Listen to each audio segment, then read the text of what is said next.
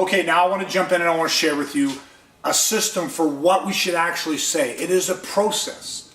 Now, before I get fully into this, I want you guys to understand that everybody watching this, I don't care how old you are, what your age is, everybody already uses a process or a kind of a system. We're just not aware of it. And if you're not aware of it, then you don't know why sometimes it works and why sometimes it doesn't work. So let me just share with you what most people tend to do, okay? So here's what most people do. If somebody's bullying us, of course we want them to stop. So what do? Well, the first thing we do is we tell them to stop. So the first thing that people do is they tell them. They say, stop, don't do that. I don't like it when you say that. Don't say that to me. Don't do that anymore. Okay? They post a comment on social media and we post back, say, you know, stop it, or, you know, whatever it is. But we tell them to stop. But then they don't stop. So then what do? Well, then we go to like step 2.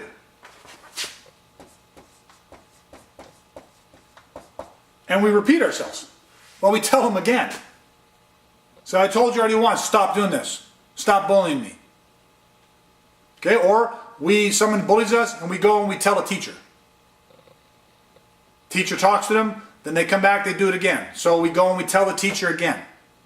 Okay, now, we tell them once, didn't work. So we repeated ourselves, didn't work. So we go to the third thing. Well, it worked so good the first 2 times, what do? Well, we repeat it again.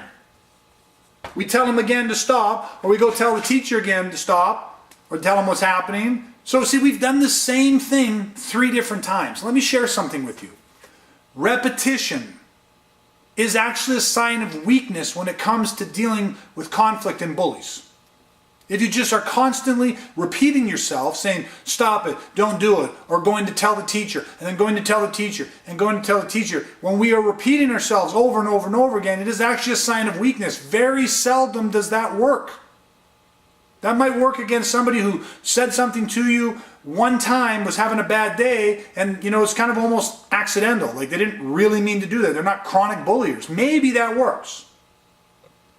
Okay, but telling someone to stop, and that alone, and then repeating it 2 times doesn't tend to work. Then what happens is, because we've done that so many times, now we tend to experience hesitation or anxiety. And now we don't know what to do. And you'll see a lot of times in kids and stuff, they'll stop telling. They'll stop even saying it. They'll stop going to tell the teacher. Because why? Because they've done it 3, 4 times and it hasn't worked. And so now there's a hesitation. There's almost an increase in anxiety or stress or fear. And then the final thing that people tend to do is then there's some sort of action. But that action often is negative. So we've told them to stop, and we've repeated ourselves 5 times or 10 times, and we've gone and told the teacher 5, 6 times, and then we have this hesitation, and it continues, and and then all of a sudden, then there's an action, and what? Well, the action can be, we do nothing. It's where you almost accept it. Well, it's just what it is.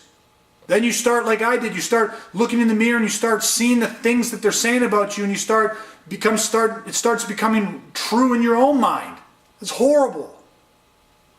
Or you have a negative reaction because some action comes and you just lose control, and one day you attack them. And now I get it from one perspective. You can say, you know what, maybe they deserved it. But it doesn't serve you, because now you're in trouble. You know what I mean? It's like, it's negative. It all comes up. But why? Because we're caught in a cycle. We're caught in the system that we have no power in the system. It doesn't work for us. So what I want to do is we gotta change this. Okay? We got to change this. Actually, I might just leave that up there for a couple seconds. Let's go over here real quick. What I want to share with you is, just don't worry about number 5 for a second, but I want to share with you, there's 4 simple steps, a 4-step system, that's it. And this 4-step system, it is designed to just move from one step, and if they don't stop and we don't get what we're looking for, we just go to the second. And if the second, they still don't give us what we want, we go to the third, and then the 4th. That's it. This takes out so much stress and anxiety, not only for you, but as a parent. If you're a parent watching this, it just takes out so much stress for you, because you say, listen, you can arm your children with a system to say, this is what I want you to do.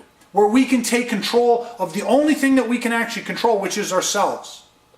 Now, I've said it before that communication doesn't always work. But I'm going to show you how this system always works. Stick with me. Now, let's start off with the first thing. What's the first thing we need to do? Well, we need to tell them. Same as over here. Somebody's doing something you don't like, they're treating you in a way that you don't deserve, but that is unacceptable, you need to tell them to stop. But here's the difference.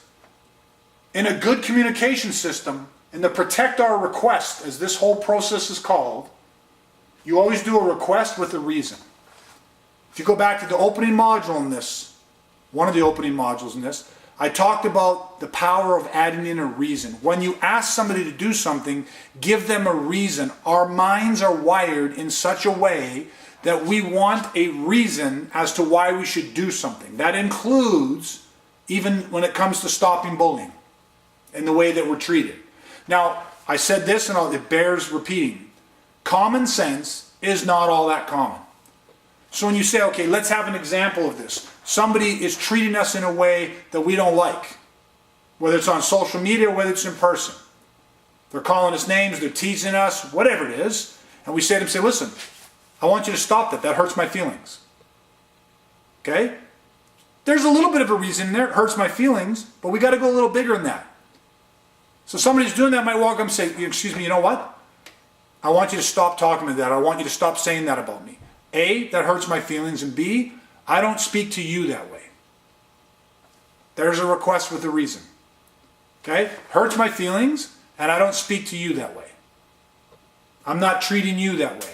I don't say those things to you. I would actually, first make them walk up to someone. It might be because they're saying things behind your back. You might go up and say, listen, I've heard that maybe you were talking behind my back or that you said so-and-so to somebody. First thing I'd like to do is ask you if that's true or not.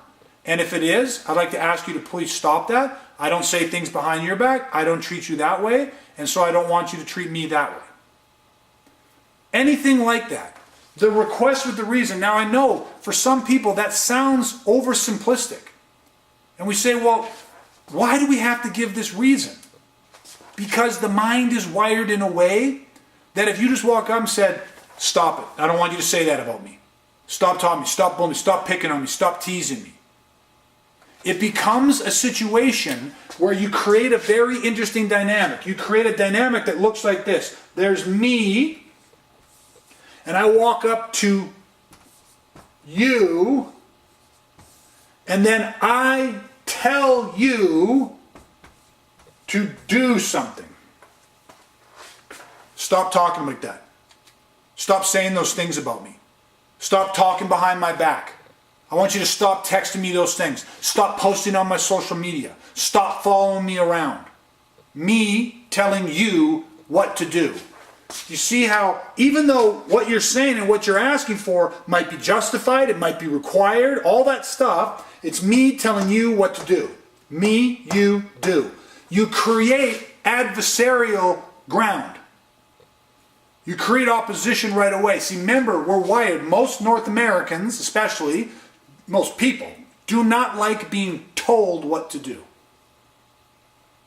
So even when you have somebody who's in the right, somebody is teasing me, somebody is, they're racist, they're whatever it is. They can be horrible people saying and doing horrible things. But when you walk up, me tell you what to do, you create opposition instantaneously. You have almost no chance of getting those people to comply with that. And that's what we're after. We want to see if we can gain a voluntary compliance. Avoid any of the physical stuff. So the first thing is we want to not create this dichotomy. When you go up there and you do a request with a reason, you begin to change this. Okay? So what do you change this to? You start to change this to a me and you. Let me just change that a little bit for you. Me and you.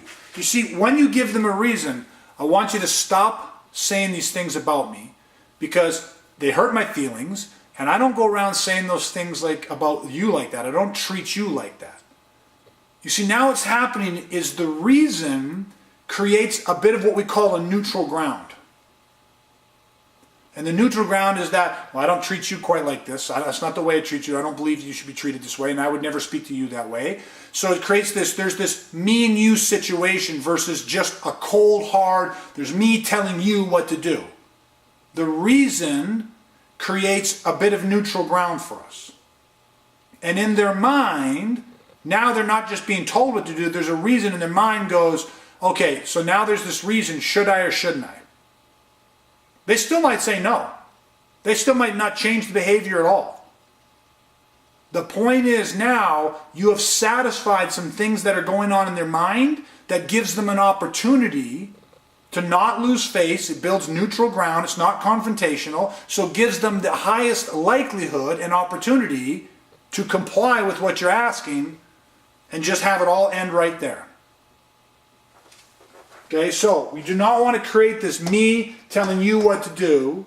That's this. Just tell them. We want to create a request with a reason, which is me and you, and then me and you will. So me and you will. So listen, I don't like the way you're speaking to me. It hurts my feelings. I would never speak to you that way. And so I would ask you that you treat me the exact same way that I'm treating you. So, me and you together, here's what's going to happen. I'm treating you with respect, you'll treat me with respect, and that's the way that we're going to move forward on this. See how it creates this? It's a whole different dynamic than just going up and saying, stop it. I don't want you saying what you're saying, but I don't like the way you're speaking to me. Now there's me and you. It's confrontational. Me telling you what to do. Right away, that person almost feels disrespected, especially if it's in front of friends and peers and everything else. And all of a sudden, it's like, oh yeah, what'd you say? Oh, you think I'm just going to stop that? So why would I stop that? What are you going to do about it? And all of a sudden, we've got escalation. Now we've got confrontation.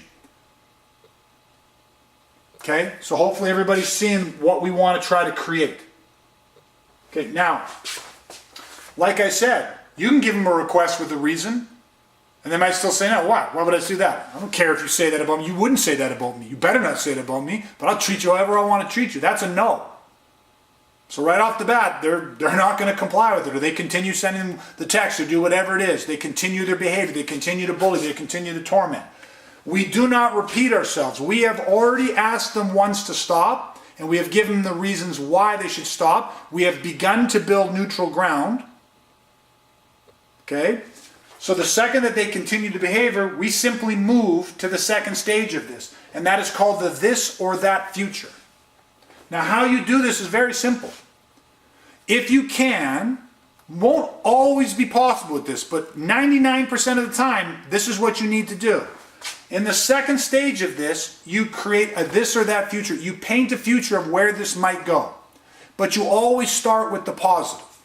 So let's give an example. So the request, say, listen, I don't like the way that you spoke to me. I don't like what you said about me. A, it hurt my feelings, and B, I would never say that to you. I would never talk to you about that way. So I would ask you that you don't treat me that way and I won't treat you that way. There's my request with a reason. And that person says, I don't really care what you say about me. I don't care whatever. I'm not stopping to say whatever the hell I want to say about you. And they so that's a no. So I don't repeat myself and go, well, listen, I don't treat you that way. I don't want you to treat me that way. That's fair. Like, why would you say that when I don't treat you this way? What? See how I'm just repeating myself? That's not where we want to go. I've already done my request, my reason. So the second step I go is this or that. I say, listen, you know what? I'll just use school as a setting. We're both in this class.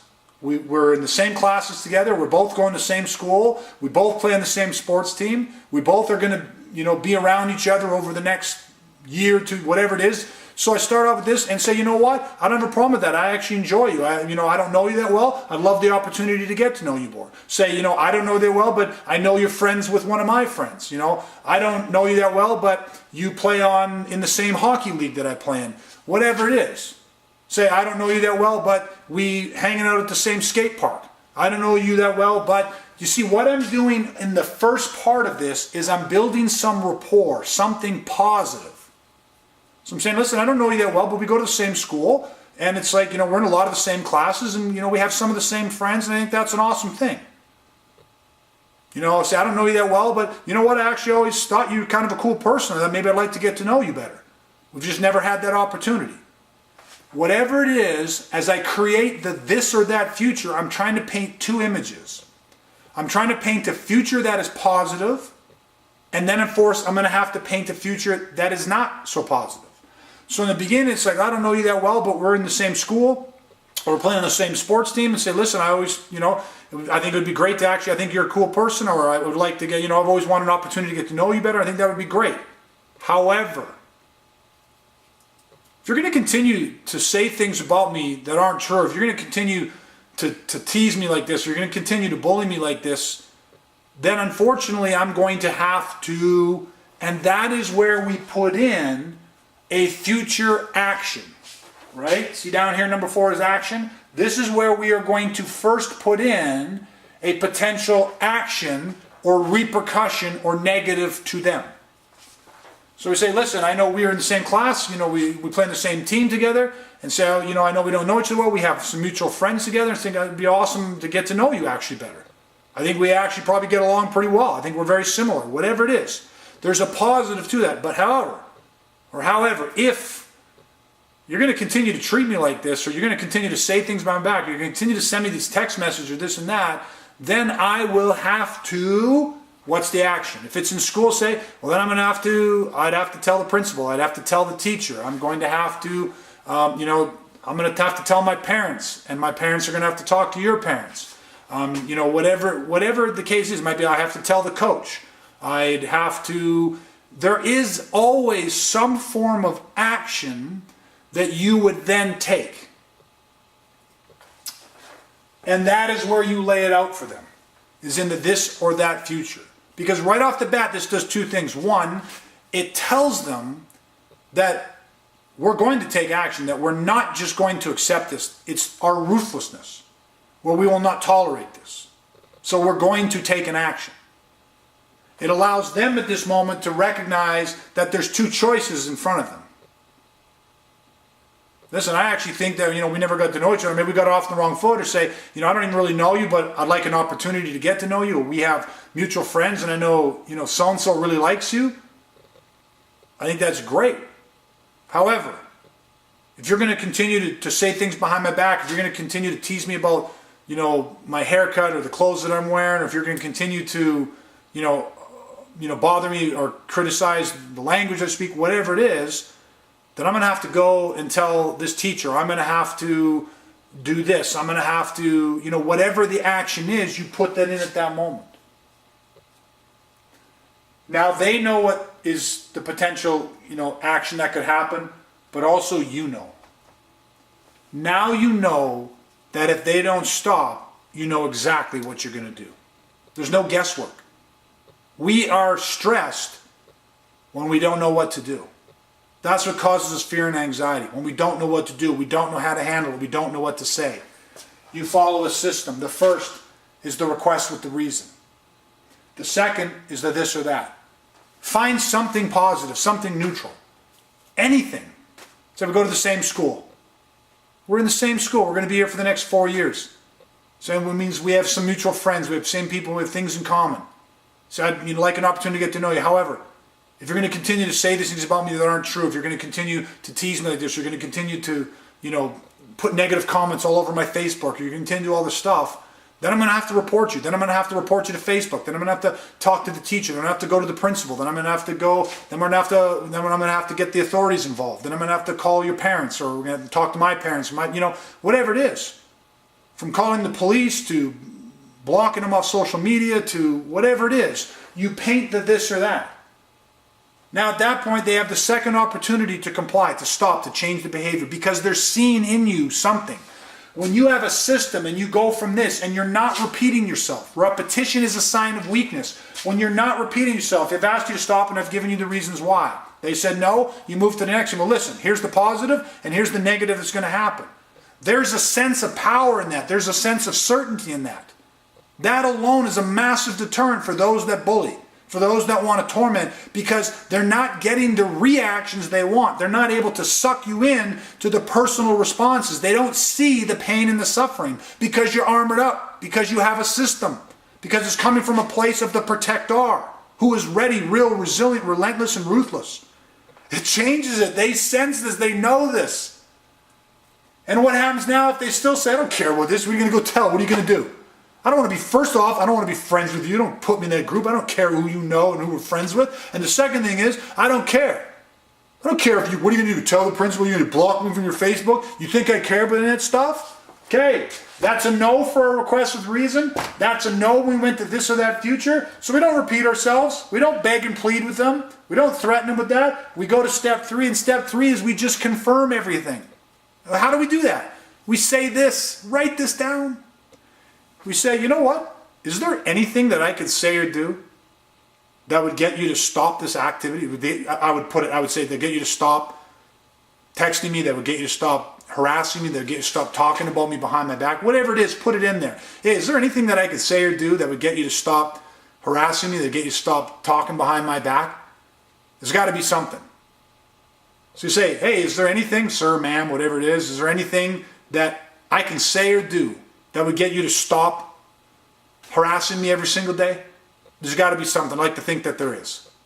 See, what you're doing when you ask them, when you confirm for them, is it's basically getting this individual that's doing the torment and the bullying, it's getting them to sign a verbal confession. For your peace of mind, as well as for any authorities that might be involved in this situation. You're saying, listen, is there anything, is there an action or words, is there something that I'm missing? Is there something that I can do that would get this to end, that would get you to comply, that would get you to stop harassing me? Maybe I've missed something.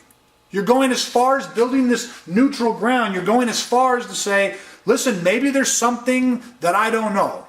Maybe I said something that accidentally offended you. Maybe there's, I don't know what it is, but you're asking them. And at that point, if they're turning around saying, yeah, there is. You said, great, what is it? And they say, you can get out of my face, you can leave, you can do this, you can that. That's a no. Then guess what we do? We go to the action. We take our action. What was the action? Well, the action is whatever we laid out over here. That's the time that then we go and we talk to the teacher. That's the time we go to the principal. That's the time we involve the authorities. That's the time that we talk to our parents and have their parents brought into it. That's the time that we take the next step. We escalate it into action. Now, let me stop here for a second. I'm sharing this with you from the perspective of first contact. The second this starts, this is what you want your kids to be armed with. This is what you want them to know. This is what I've taught my daughters. So that the second it starts, they know how to go up and immediately ask somebody to stop. Do an R&R, request with a reason. Now, if they do that one day and it stops for that day, I don't care if it's a week later. I don't care if it's a month later and it happens again, they don't repeat themselves. Same person happens again, they go right up to them, month later. Say, listen, we're in the same class in the last month. Things have been awesome. I actually thought we're getting along better. I've enjoyed playing with you or, with our friends. I think it's really fun. However, you're now again continuing to talk behind my back. You're continuing to make comments about how I'm dressed. And unfortunately, if you continue to do this, then I'm going to have to go to our teacher. I'm going to go tell the teacher. And then, of course, you're going to end up probably in the principal's office. You're going to end up with your parents called back. So I'm going to ask you again to please stop it. That's it. A month later, they can do a this or that future. And now that child or that individual has an opportunity to stop it. And if they don't, and it might be right in that moment, they might say, whatever, go tell, who cares? If that happened right in that moment, then they're going to go right to confirmation. If in that moment they're like, oh, I'm so sorry, okay, I didn't mean to, I'm so sorry. I was just teasing you, I was just joking around. And now another month, or another 2 months, or another 3 months goes by, and now the same person does something again. Do you go back to number 1? No. Go to number 3. You know what? Is there anything that I could say or do? Am I missing something that would get you to stop treating me like this? I'd like to think that there's something that I could do. And they say what?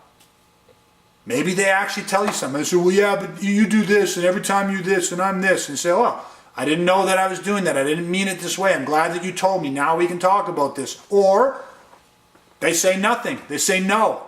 They say, yeah, you're so airy, you're so this. They come out with a no. Then guess what? Straight to the action. What was the action? What did you say it was going to be? We're not bluffing. We can only control one thing in this world, and that's us. So we have to know what our powers are. Those are our actions. If you're watching this, okay, you might be watching this with your parents, you might be watching this on your own, depends on your age. Knowing that you have power, that you can take actions, that's everything. To have the identity as a protector, to be able to not get sucked into the personal self, to have the protector, the most powerful thing I can give you when it comes to the communication is for you to know what actions you can actually take and to know that those actions are your power. When we feel victimized is when we feel like we have no choice. We have no power means to have no action. You always have action. I'm not saying all of the actions are ideal. Some of them, well, they suck. They suck. Sometimes I've known kids that are being bullied and they go through some of this and the action is, it might be something as drastic as being like, then I'd have to change schools. I'd have to change classrooms. I'd have to be requested to change teams. Now you can sit there and say that's not fair. And it's not fair. You can sit there and say, well, why should I have to do that? Or why should my daughter or why should my son have to do that? And you're right. Why should they? But here's the thing. You cannot control other people. You can control only one person. Your power is in action. And when you are a protector and you are ruthless and you will not tolerate being treated a certain way, it is not cowardly. It is not running away. You are making decisions to say, I would never, as an adult, I don't stay in environments where people are horrific. I wouldn't stay in an environment where people are, if I got a job at a building, an office, and I worked for somebody who was my manager or my boss, and they were belittling and berating, and they were under the influence, and they had all the chip on their shoulder, and every day they'd walk in there, they were treating me like garbage, I'd quit. First off, I'd make sure they understand that I will not tolerate that. I would go through this. But I can't change his behavior. I can't change the fact that he's probably under stress because maybe the business is collapsing, maybe he's going through a divorce, maybe he's got a child at home that's sick. I don't know what's influencing him to express in this negative, bullying, belligerent way. Maybe it was just how he was raised. Maybe he has the emotional intelligence of a peanut. I don't know. But I don't have to take any of that. Because I know what I'm worth. I have a self-respect. So my power is not in trying to change others or to try to change circumstances or to change situations, which is all beyond my control. I can take action and for me and me only control me. Now, when you do that, you tend to change circumstances. You tend to impact and affect situations. Do you understand this? You want to empower your kids? Give them action, control over themselves. Things like teaching them that no is a complete sentence of the strongest and most dynamic proportions. No, complete sentence. Anything that follows your no is somebody trying to control you. Take an action on that. Remove yourself from that situation. There's many different actions. This is not part of this course, like this program right now to go in these actions. We actually have a course that is called the response chain. That is all about actions. There's only 8 actionable assets. We break it down and make it so simple for you. There's a formula to this. So you don't have to guess.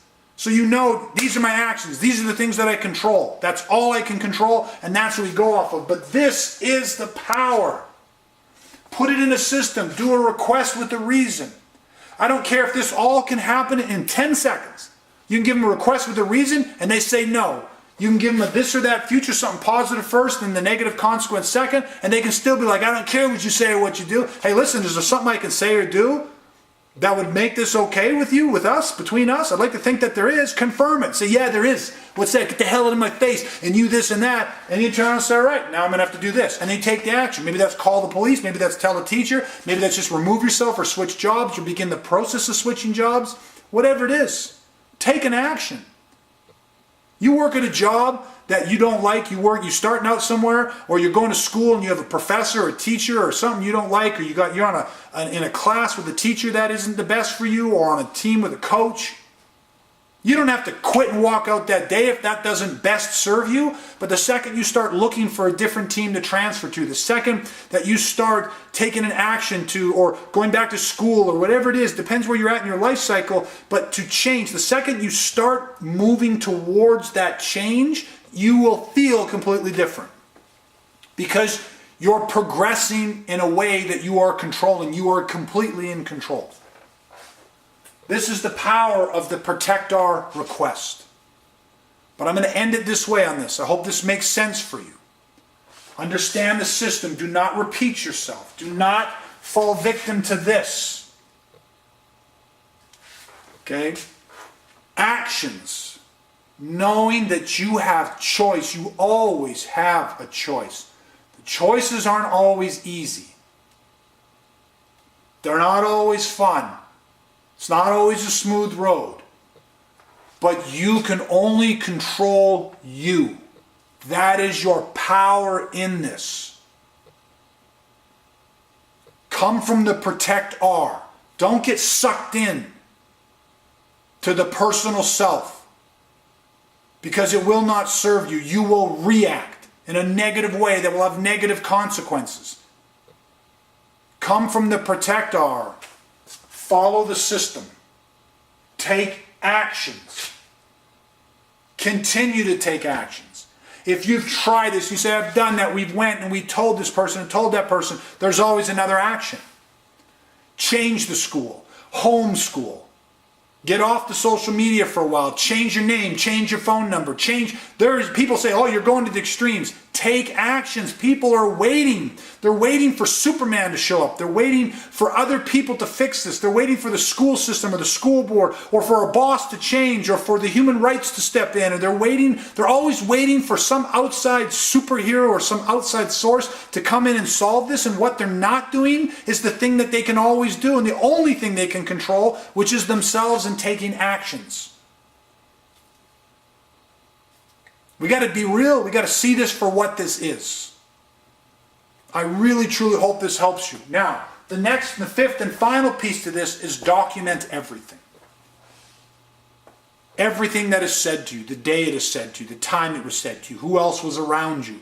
You document anything. If only for your personal use, you document everything, because the best indicator of future behavior of those that bully and torment and use aggression and violence, the best indicator of future behavior is past behavior. And if you ever do have to go to the authorities, whether it's police or the principal or teachers or coaches or whoever it is, you want to have a case file, a history documented. If it ain't written, it ain't real. Write it down. That has saved me more times, because I can go back, not rely on foggy memory and not rely on accusations and things that I kind of remembered. I can go back to facts. Who was there? What was said? Time of day? What I was wearing? What was going on? What triggered it? All of it. Written there. Documented there. You can have other people that were around that sign it that day, but build up your documentation. We are dealing with bullies and aggression and violence, and there are patterns to this. The people that are in these states that are bullying and tormenting and doing this, they're not rocket scientists. They're caught in a feedback loop of negative emotions being impressed and expressed, and they will pattern. They will repeat. Document it. See the pattern. Allow others to see the pattern. But above all else, control the only thing you can control, which is you.